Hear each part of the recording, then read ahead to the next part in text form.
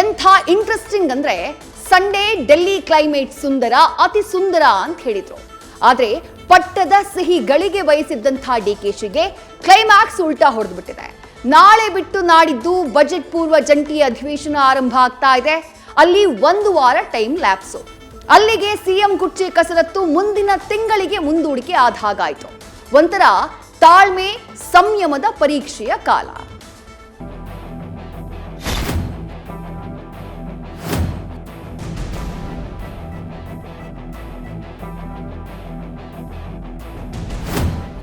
ಮಾಯಾ ಜಿಂಕಿಯ ಮಹಾಬೇಟೆ ತಪ್ಪಿದ ಹಳಹಳಿ ಡಿಕೆಶಿಯ ಮನದಲ್ಲಿ ಹೊಯ್ದಾಡ್ತಾ ಇದೆ.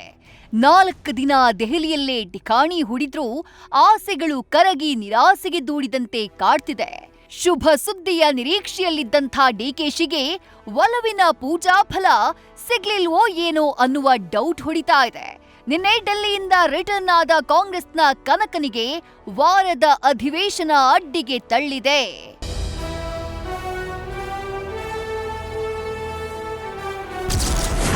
ಡಿಕೆ ಪಟ್ಟದಾಟಕ್ಕೆ ದೆಹಲಿಯಲ್ಲಿ ಕೂಡಿ ಬಾರದ ಕ್ಲೈಮೇಟ್. ಮುಂದಿನ ತಿಂಗಳಿಗೆ ಮುಂದೂಡಿಕೆಯಾಯ್ತಾ ಕ್ಲೈಮ್ಯಾಕ್ಸ್? ಕರ್ನಾಟಕ ಸಿಂಹಾಸನ ಪಟ್ಟಗಿಟ್ಟಿಸೋಕೆ ಶರಪಂಜರ ಹಿಡಿದ ಚತುರ್ದಶ ವಿದ್ಯಾ ಪಾರಂಗತ ಕೆಪಿಸಿಸಿಯ ಕಟ್ಟಪ್ಪ ಶಬ್ದವೇದಿಯ ಯುದ್ಧ ವಿದ್ಯಾರ್ಜನೆ ಆರಂಭಿಸಿದ್ದಾರೆ. ಆದ್ರೆ ಸರ್ವಶಕ್ತ ಡೆಲ್ಲಿ ಕಮಾಂಡರ್ಗಳು ಯಾವುದಕ್ಕೂ ಜಗ್ತಾ ಇಲ್ಲ, ಯಾವ ಮಾತಿಗೂ ಮಣಿತಾ ಇಲ್ಲ. ಅಟ್ಲೀಸ್ಟ್ ಕರೆದು ಮಾತನಾಡ್ತೀನಿ ಅಂದೋರು ಈಗ ಅಧಿವೇಶನ ಆಗ್ಲಿ ಅಂತಿದ್ದಾರೆ. ದೆಹಲಿಯ ಸಂಡೇ ವೆದರ್ ಫಸ್ಟ್ ಕ್ಲಾಸ್ ಅಂದ ಡಿಕೆಶಿಗೆ ಮರುದಿನವೇ ವಿಸಿಟ್ ಮುಗಿಸಿದ್ದಾರೆ. ಈ ಬಗ್ಗೆ ಮಾತನಾಡಿದಂಥ ಡಿಸಿಎಂ ಡಿಕೆಶಿ ಯಾರ್ಯಾರನ್ನ ಭೇಟಿ ಮಾಡಬೇಕೋ ಮಾಡಿದ್ದೇನೆ, ಪಕ್ಷಕ್ಕೆ ಒಳ್ಳೆಯದಾಗಬೇಕು ಅಂತ ಹೇಳಿದ್ರು. ಆದ್ರೆ ನಿಮ್ ಸಂಚಾರ ಏನಾಯ್ತು ಅನ್ನುವ ಪ್ರಶ್ನೆಗೆ ಪಕ್ಷ ಏನ್ ಹೇಳುತ್ತೆ ಅದನ್ನ ನಾನು ಸಿದ್ದರಾಮಯ್ಯ ಇಬ್ರು ಒಪ್ಕೊಂಡು ಒಮ್ಮತದ ತೀರ್ಮಾನದಲ್ಲಿ ಹೋಗ್ತೀವಿ ಅಂತ ಹೇಳಿದ್ದಾರೆ. ನಮ್ಮ ಪಕ್ಷದ ಕೆಲಸ, ಸರ್ಕಾರದ ಕೆಲಸ, ಎಲ್ಲ ಕೆಲಸಗಳಿಗೂ ಹೋಗಿದ್ದೆ. ಎಲ್ಲ ನಮ್ಮ ನಾಯಕರುಗಳನ್ನ ಭೇಟಿ ಮಾಡಿದ್ದೀನಿ. ಯಾರು ಭೇಟಿ ಮಾಡಬೇಕು ನೀವೇ ಚಿತ್ರಗಳನ್ನೆಲ್ಲ ತೋರಿಸಿದ್ದೀರಿ. ಸೊ ಇನ್ನೇನಿದೆ, ನಮ್ಮ ಪಕ್ಷಕ್ಕೆ ಒಳ್ಳೆಯದು ಏನೇನಾಗಬೇಕು ಅಂತ ಎಲ್ಲ ಹೋಗಿ ಬರ್ತೀವಿ. ನಿಮ್ಮ ವಿಚಾರ ಏನಾಯ್ತು? ಏನು ಹೇಳಿ? ನಿಮ್ಮ ವಿಚಾರ?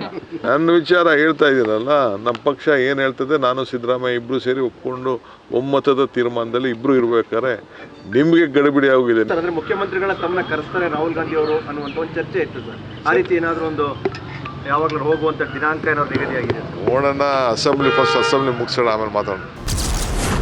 ಪಕ್ಷ ಮತ್ತು ಶಾಸಕರ ಹಿತದೃಷ್ಟಿಯಿಂದ ಕಾಯ್ತಾ ಇದ್ದೀವಿ. ಹಣೆ ಬರಹದಲ್ಲಿ ಬರೆದಿದ್ರೆ ಸಿಎಂ ಆಗ್ತಾರೆ ಎಂದ್ರು ಅಣ್ತಮ್ಮ. ಬಮೂಲ್ ಅಧ್ಯಕ್ಷ ಮಾಜಿ ಸಂಸದ ಡಿಕೆ ಸುರೇಶ್ ಮಾತು ಪಕ್ಷದ ಮೇಲಿನ ಕಾಳಜಿ ಮತ್ತು ವಾರ್ನಿಂಗ್ ರೂಪದಲ್ಲಿ ಕಾಣಿಸ್ತಾ ಇದೆ. ಸೂಕ್ತ ಸಂದರ್ಭದಲ್ಲಿ ಸೂಕ್ತ ನಿರ್ಧಾರವನ್ನ ತೆಗೆದುಕೊಳ್ತೀವಿ ಅಂತ ಹೇಳಿ ಮೈಸೂರಿನಲ್ಲಿ ರಾಹುಲ್ ಕೊಟ್ಟಂತ ಭರವಸೆ ಬಾಯ್ಬಿಟ್ಟಂತ ಸುರೇಶ್ ಪಕ್ಷ ಆಲ್ರೆಡಿ ತಾಳ್ಮೆಯಿಂದ ಇರಿ ಅಂತ ಹೇಳಿದೆ. ಹೀಗಾಗಿ ಪಕ್ಷ ಮತ್ತು ಶಾಸಕರ ಹಿತದೃಷ್ಟಿಯಿಂದ ನಾವು ಕಾಯ್ತಾ ಇದ್ದೀವಿ ಅಂದ್ರು. ಅಲ್ಲದೆ ಅಧಿಕಾರ ಸುಲಭವಾಗಿ ಸಿಗಲ್ಲ, ಅಣ್ಣನ ಹಣೆ ಬರಹದಲ್ಲಿ ಬರೆದಿದ್ರೆ ಸಿಎಂ ಆಗ್ತಾರೆ ಅಂತ ಹೇಳಿ ವಿಶ್ವಾಸವನ್ನ ವ್ಯಕ್ತಪಡಿಸಿದ್ರು. ಪಕ್ಷ ಆಲ್ರೆಡಿ ಹೇಳಿದೆ ತಾಳ್ಮೆಯಿಂದ ಇರಿ ಅಂತೇಳಿ. ಸೊ ಇವತ್ತು ರಾಹುಲ್ ಗಾಂಧಿ ಅವರು ಕೂಡ ಮೈಸೂರಿನಲ್ಲಿ ಭೇಟಿ ಮಾಡುವಂಥ ಸಂದರ್ಭದಲ್ಲಿ ಸೂಕ್ತ ಸಮಯದಲ್ಲಿ ಸೂಕ್ತ ನಿರ್ಧಾರ ತಗೋತೀವಿ ಅಂತ ಹೇಳಿ ತಿಳಿಸಿದ್ದಾರೆ. ಪಕ್ಷದ ಹಿತದೃಷ್ಟಿಯಿಂದ, ಶಾಸಕರ ಹಿತದೃಷ್ಟಿಯಿಂದ ಸೊ ಎಲ್ಲವನ್ನೂ ಕೂಡ ತಾಳ್ಮೆಯಿಂದ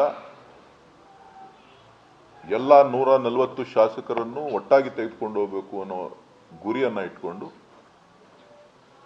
ಪಕ್ಷದ ಆದೇಶಕ್ಕೋಸ್ಕರ ಕಾಯ್ತಾ ಇದೆ. ಅಧಿಕಾರ ಯಾರಿಗೂ ಅಷ್ಟು ಸುಲಭವಾಗಿ ಬರಲ್ಲ. ನಾನು ಮೊದಲೇ ಹೇಳಿದ್ದೀನಿ, ನಮ್ಮ ಅಣ್ಣನ ಹಣೆಯಲ್ಲಿ ಬರೆದಿದ್ರೆ ಮುಖ್ಯಮಂತ್ರಿ ಆಗ್ತಾರೆ ಅಂತ ಹೇಳಿ. ಈಗಲೂ ಅದನ್ನೇ ಹೇಳ್ತೀನಿ. ಸೊ ಮುಖ್ಯಮಂತ್ರಿ ಹುದ್ದೆ ಬಹಳ ಸುಲಭವಾದದ್ದಲ್ಲ.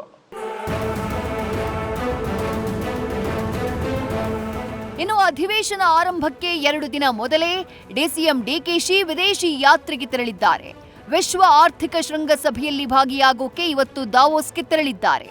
ಭಾನುವಾರವೇ ಸಚಿವ ಎಂಬಿ ಪಾಟೀಲ್ ನೇತೃತ್ವದಲ್ಲಿ ಉನ್ನತ ನಿಯೋಗ ಹೋಗಿದೆ.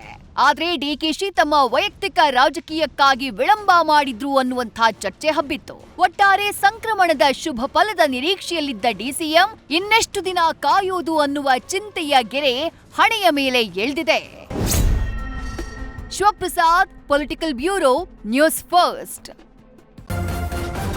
ನ್ಯೂಸ್ ಫಸ್ಟ್ ನಿರ್ಭೀತಿಯಿಂದ ನಿಮ್ಮ ಪರವಾಗಿ.